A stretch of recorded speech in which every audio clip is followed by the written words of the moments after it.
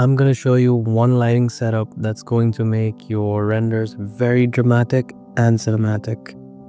Yeah, so let's start.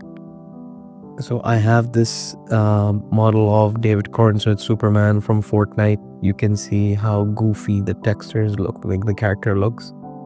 But I'm gonna make this look very dramatic and cinematic. So yeah, the first thing I'm gonna do is set up a camera. I do not like this aspect ratio because the cinematic aspect ratio is much more wider generally.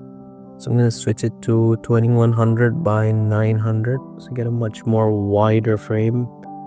And then I'm just going to center the camera. And for like a medium or a close-up of a character shot, you want to go for 70 to 90 focal length. It's much better. I'm going to go for the much more punched in 90 I just prefer this look way more. Push the camera a bit more further out, and yeah, now I have the character in the center of the frame, and I'm just gonna keep the world background, whatever, just default black, nothing, and keep all the other render settings normal as well. So when you do go for a render, you don't see anything. So the first thing you do, step 1, is add an area light. Now you have an area light added to the scene.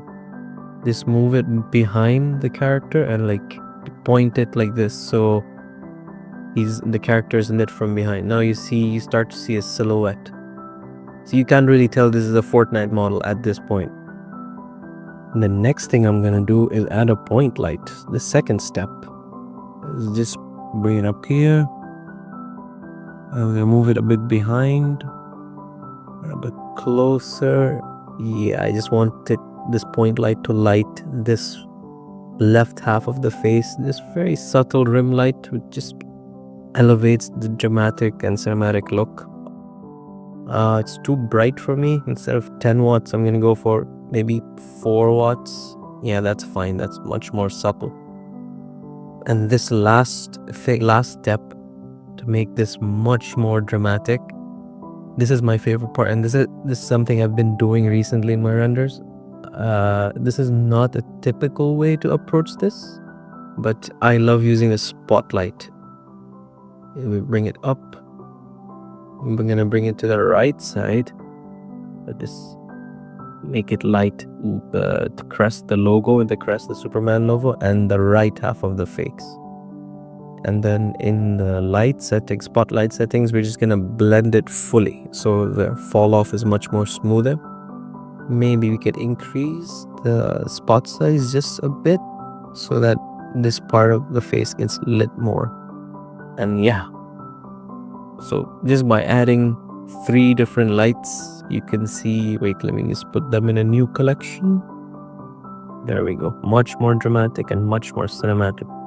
Maybe if you want to make it a tad bit extra, which is gonna make like the light much more harsh, you could duplicate the point light and bring it to the other side as well. But if you do this, I'd recommend lowering the power, maybe half it, so it's not too bad. But I find that too strong. But you can do whatever you wish. But these 3, like 1 area light, 1 point light, and 1 spotlight, can really make the render much more dramatic. So I'm just gonna make this a quick animation.